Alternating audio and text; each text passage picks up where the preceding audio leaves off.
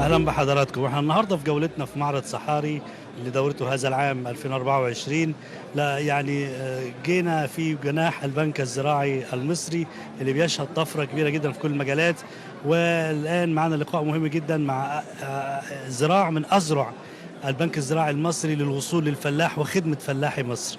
الشركة المصرية للتنمية الزراعية والريفية شركة كبيرة، شركة لها تاريخ، والجديد بقى ان هي بتمر الان بمرحلة اعادة هيكلة كبيرة جدا علشان تعظيم الخدمات اللي بتقدم للفلاح والمزارع في كل قرية، مش كل محافظة، في كل قرية من قرى مصر. ومعانا لقاء مع السيد المهندس منتصر الأبجيجي الرئيس التنفيذي للشركة، هنعرف منه ايه ملامح خطة إعادة هيكلة الشركة المصرية للتنمية الزراعية والريفية. مساء الخير. مساء الخير يا فندم، شرفنا بحضرتك، فرصة سعيدة. يا ريت تلقي لنا الضوء على ملامح إعادة هيكلة الشركة المصرية للتنمية الريفية الزراعية والريفية. طبعا الشركة المصرية للتنمية الزراعية والريفية هي الزراعة التسويقي للبنك الزراعي المصري، وانشئت سنة 2006 برأس مال كامل ملك البنك الزراعي المصري. الفترة الحالية من 1/7/2024 بيتم إعادة هيكلة الشركة بأن احنا أصبح عندنا حاليا موجود 62 منفذ على مستوى الجمهورية. بتنتشر الشركة في أغلب قرى، كل مركز عندنا فيه منفذ واثنين. دي البدايه ل 72 منفذ. المنافذ دي بيكناها دلوقتي اصبحت مرتبطه مع بعضها في شبكه حاسب آلي. كان الوضع ده مش موجود قبل كده، كان في 6 محافظات بس. اصبح عندنا الميكنه موجوده في جميع محافظات الجمهوريه، 18 محافظه اللي منتشر فيهم الشركه، بالاضافه للمنافذ اللي تابعه المحافظات دي ل 62 منفذ.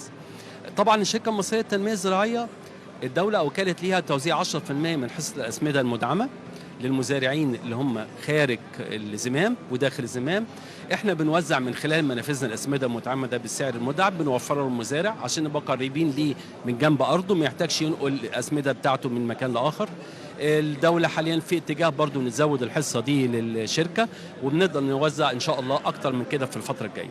بخلاف اشتراكنا في توزيع الاسمده المدعمه، احنا بنشتغل في انشطه كتير. بنوفر للمزارع الاسمده الحره، بنوفر للمزارع الميكنه الزراعيه، جرارات زراعيه، لوادر، كلاركات، مكن ري. اي معده بيحتاجها المزارع المصري احنا ملتزمين بتوفيرها بسعر تنافسي في السوق المصري. يعني واضح ان المزارع المصري هو الهدف الرئيسي للشركه في ظل يعني نقدر نقول التغيرات في الاسعار وندره بعض المواد الزراعيه. هل انتم بتسعوا ايه خطتكم لمواجهه هذا الكلام؟ الفتره الحاليه احنا بنركز على ان من الشركه طالما هي ملك البنك، من خلال البنك بنستفيد ان البنك يقدم التمويل للمزارع اللي ما بيقدرش يوفر المعده ليه بسعر الكاش، بيوفرها له عن طريق البنك الزراعي في خلال قرض. فبالتالي بيوصل الموارد ضعيفه، المزارع الموارد ضعيفه من خلال الشركه بقدر اوفر له المعده، وبيدخل هو البنك بياخد التمويل اللازم يغطي بيه قيمه المعده دي اولا. ثانيا الميزه اللي احنا عندنا ودي مش هتلاقيها في شركه تانية، ان احنا متواجدين داخل الارض، داخل القريه نفسها جنب المزارع. بيعتبر المنفذ بتاعنا زي هو المخزن بتاعه اللي بيروح فيه في اي وقت بيلاقي المنتج اللي هو عايزه.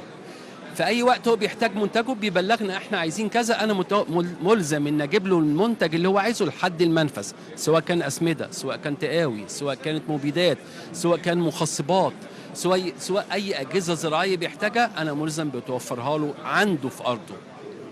مش هيحتاج حاجه من مكان تاني طول ما الشركه الزراعيه موجوده. رائع، ومزيد من التوفيق والجهد منتصر بيك، وربنا يوفقك ان شاء الله يا فندم. واحنا في خدمه المزارع المصري، ونرجع ونقول احنا برضو رافد من روافد البنك الزراعي المصري وبنشرف بكده.